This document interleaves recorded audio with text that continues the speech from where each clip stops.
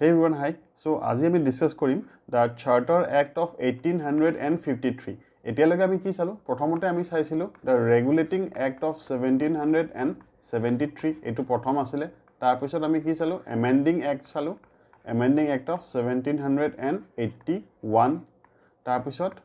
Pitch India Act চালো 1784. আকৌ এটা Amending Act আছিলে 1786.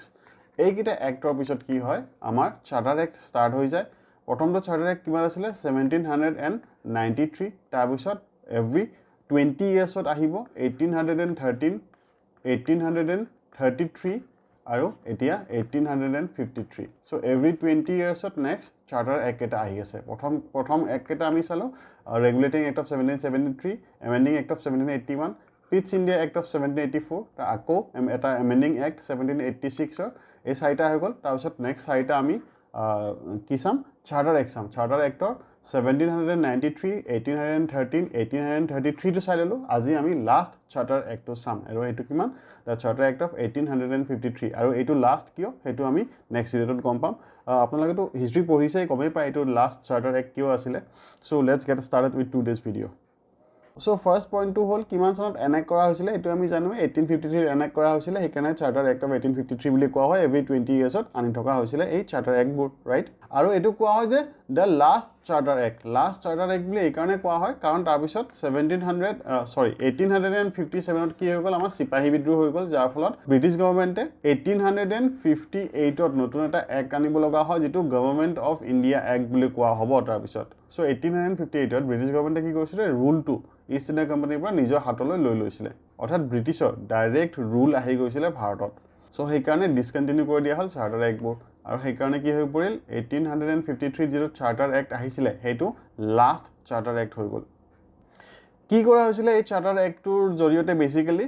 আমি পাইছিলো যে গভৰ্ণৰ জেনেৰেলৰ কাউন্সিল এটা আছিল যত 4 জন মেম্বাৰ আছিল ৰাইট এটা কি কৰা হল এই এক্টৰ জৰিয়তে গভৰ্ণৰ জেনেৰেলৰ যেটো কাউন্সিল আছিল সেই কাউন্সিলটোৰ লেজিসলেটিভ ফাংচন আৰু এক্সিকিউটিভ ফাংচন দুটাক সেপাৰেট কৰি দিয়া হল কেনেদৰে সেপাৰেট কৰি দিয়া হল প্ৰথমতে 6 জন নতুন মেম্বাৰ ইনক্লুড কৰা হল কোট গভৰ্ণৰ জেনেৰেলৰ কাউন্সিলটোত আৰু যি 6 জন নতুন মেম্বাৰ ইনক্লুড কৰা হল তেওঁলোকক লেজিসলেটিভ কাউন্সিলৰ হিচাপে ইনক্লুড কৰা হল অৰ্থাৎ তেওঁলোকে অকল লেজিসলেটিভ কামবোৰহে চোৱাচিতা কৰিব অৰ্থাৎ এই এক্টৰ জৰিয়তে গভৰ্ণৰ জেনেৰেলছ লেজিসলেটিভ কাউন্সিল বুলি এটা সেপাৰেট কাউন্সিল এস্টাবলিশ কৰা হল আৰু এই কাউন্সিলটোৰ কাম কৰাৰ প্ৰসিডিউৰটো কমপ্লিটলি ব্ৰিটিছ পাৰ্লিয়ামেন্টৰ নিচিনা আছিল অৰ্থাৎ ব্ৰিটিছ পাৰ্লিয়ামেন্টত জেনেৰেল কামকাজ আগবঢ়োৱা হৈছিল যে যি প্ৰসিডিউৰত কামকাজ আগবঢ়াইছিল সেই সেম প্ৰসিডিউৰ ইউজ কৰা হৈছিল গভৰ্ণৰ জেনেৰেলৰ লেজিসলেটিভ কাউন্সিলটোত গটিকে হেতুক মিনি পাৰ্লিয়ামেন্ট বুলিও ক'বলৈ ধৰিলে আৰু এই মিনি পাৰ্লিয়ামেন্টটোৱে যেটো গভৰ্ণৰ জেনেৰেলৰ লেজিসলেটিভ কাউন্সিল আছিল পিছলৈ গৈ ইণ্ডিয়ান লেজিসলেটিভ কাউন্সিল বা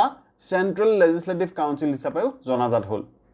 and most importantly the charter act of 1853 জৰিয়তে ৰিক্ৰুটমেন্ট অফ সিভিল সাৰ্ভিসেছৰ কাৰণে এটা ওপেন কম্পিটিশন এস্টাবলিশ কৰা হল অৰ্থাৎ সিভিল সাৰ্ভিসেছ দুটা লেভেলত হৈছিল এটা হায়াৰ লেভেলত এটা লোৱাৰ লেভেলত আৰু যেটো হায়াৰ লেভেলৰ সিভিল সাৰ্ভেন্ট আছিল সেই সিভিল সাৰ্ভেন্ট বিলাকক ৰিক্ৰুট কৰিবৰ কাৰণে এটা ওপেন কম্পিটিশন ষ্টাৰ্ট কৰা হল এই এক্টৰ পিছত আৰু যেটো এক্সামত যেটো পৰীক্ষাত এতিয়াৰ পৰা কম্পিট কৰিব পাৰিব ভাৰতীয় সকলেও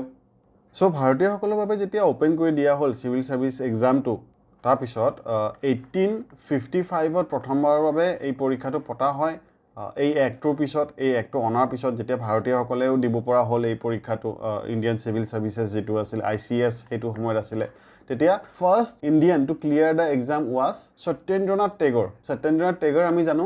ৰবীন্দ্ৰনাথ টেগৰৰ ককায়েক আছিল অৰ্থাৎ ডাঙৰ ভায়েক আছিল তেখেতে 1863 ত এই এক্সামটো ক্লিয়াৰ কৰিলে and he became the first Indian to clear this exam আৰু প্ৰথমজন অসমীয়া কোন আছিল আনন্দৰাম বৰুৱা আমি জানো তেখেতে কিমান চনত 1870 ত ক্লিয়াৰ কৰিছিল সো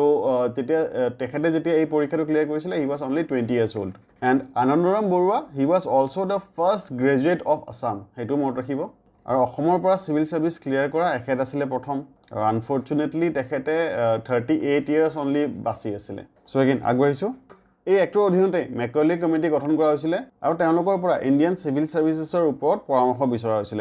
আৰু এটা ইন্টাৰেষ্টিং পইণ্ট হল এই এক্টৰ জৰিয়তে কোম্পানীৰ ৰুলটো ভাৰতত এক্সটেণ্ডটো কৰা হ'ল কিন্তু কিমান বছৰলৈকে এক্সটেণ্ড কৰা হ'ল এতিয়া আৰু সেইটো মেনশ্যন কৰা নাই অৰ্থাৎ আগতে আমি চাইছিলোঁ যে 20 বছৰৰ কাৰণে কোম্পানীৰ ৰুল এক্সটেণ্ড কৰিলে তাৰপিছত নেক্সট এক্ট আহিলে আকৌ 20 বছৰৰ কাৰণে কোম্পানীৰ ৰুল এক্সটেণ্ড কৰিলে এনেকৈ এক্সটেণ্ড কৰি আছিলে ৰাইট কিন্তু দ্য চাৰ্টাৰ এক্ট অফ 1853 পিছত কোম্পানীৰ ৰুলটো এক্সটেণ্ডটো কৰিলে কিন্তু পাৰ্টিকুলাৰ পিৰিয়ড দিয়া নহ'ল তাৰ মানে কি বুজায় তাৰ মানে এইটোৱে বুজাইছিলে যে ব্ৰিটিছ গভৰ্ণমেণ্টে এতিয়া যিকোনো সময়তে